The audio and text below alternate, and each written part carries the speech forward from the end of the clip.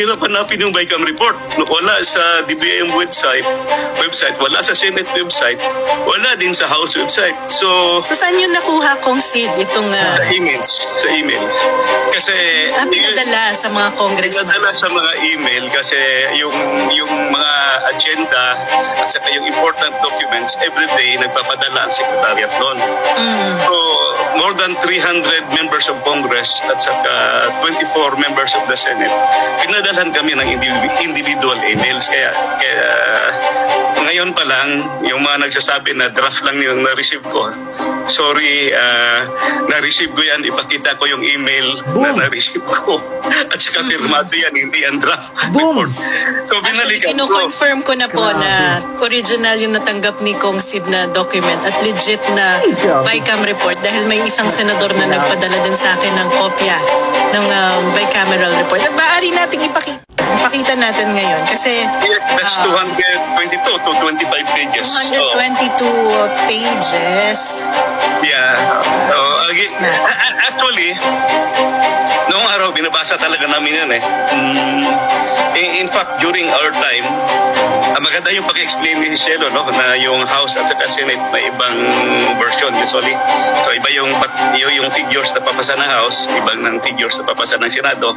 Kaya kailangan mo ng actually, mangangailangan ka ng tinatawag na bicameral conference committee to harmonize or to reconcile the differences. Ayan.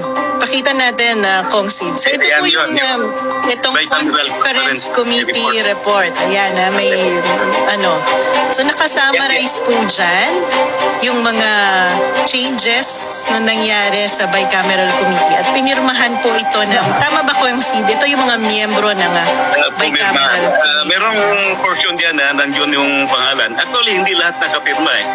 I don't know po So 222 pages po ito. Ito po yung mga ginawa nila. No? Tapos nandito yung summary po yan. Yan.